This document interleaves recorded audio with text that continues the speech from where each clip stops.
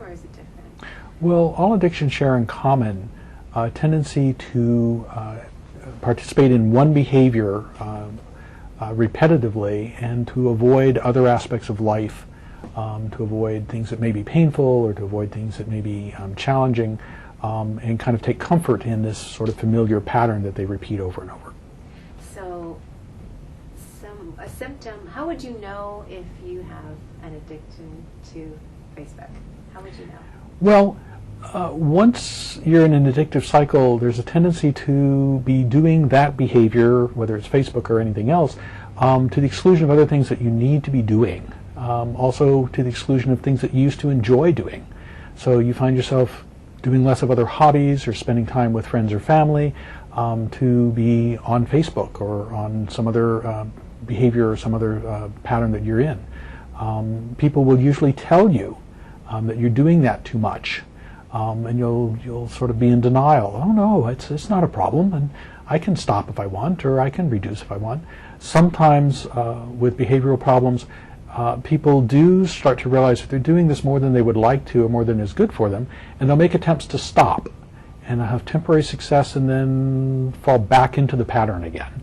All of these are kind of standard forms of addiction and signs that there's a problem. I think a lot of people will say, "Oh, I'm on Facebook. I check it a lot, but Mm-hmm. I'm not addicted." Mm-hmm. And but they'll say, "Yeah, I'm checking every 20 minutes or so." Well, yeah, it's And they say it's a good thing because they're networking, they're talking with friends, they're keeping in touch with people. So how can that be a bad thing? They're saying. well. There's certainly most people in social networking sites are fine and are not having problems. It's only when the activity is done to the exclusion of other things that need to get done, work, socializing, family time, taking care of basic personal needs, that we really kind of find ourselves in problems. Now, I know we talked earlier, so you said you haven't really seen or dealt with a case of Facebook addiction, but you have dealt with online addiction. Yeah. And it's somewhat similar, I guess. Sure. Well, any online activity or almost any repeated behavior can become problematic.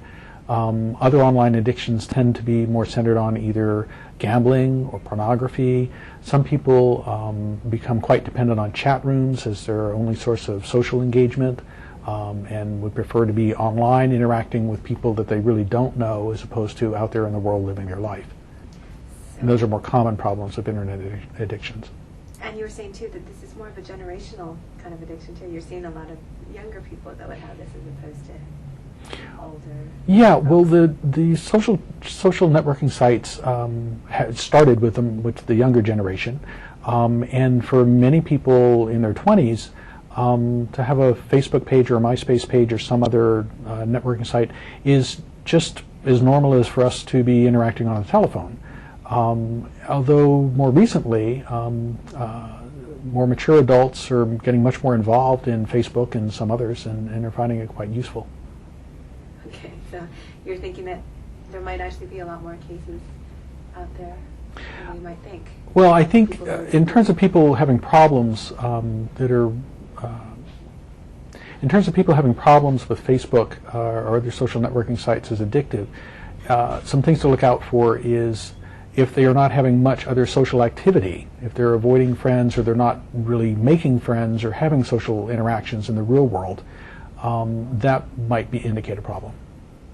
Okay. Do you see anything wrong with these social networking sites like Facebook? Because they are talking to other people, so they're not isolating themselves. But is there anything wrong? Do you see anything wrong?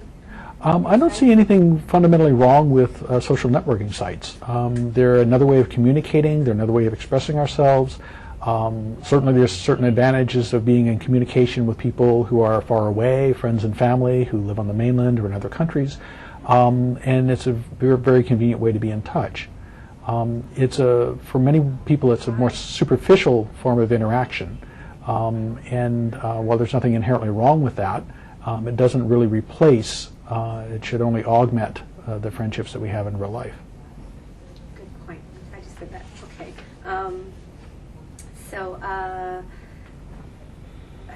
reading some notes here. So compulsive behavior. When should someone seek help?